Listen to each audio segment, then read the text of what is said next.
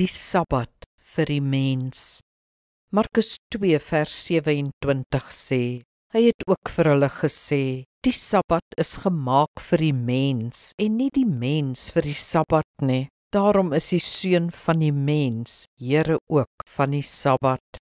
Die Here het vir Israel 'n Sabbat voorgeskryf sodat hulle kon rus. Op die Sabbat is geen werk gedoen of inkomste ingebring nie, nie vuur gemaak, gekook of gereis nie. Daar is geëet wat reeds gemaak is, gekuier en gesels en sinagoge toe gegaan. Daar is genoeg gerus vir 6 dae se werk.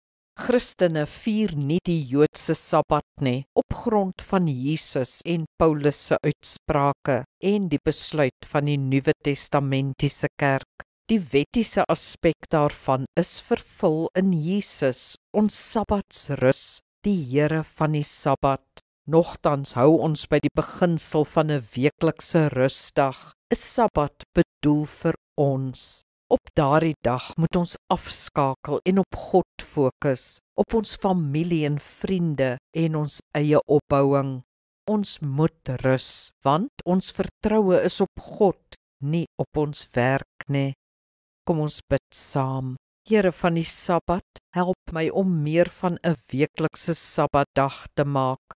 Laat dit die hoeksteen van my week wees, vanwaar ek met krag werk, rustig en geanker in U.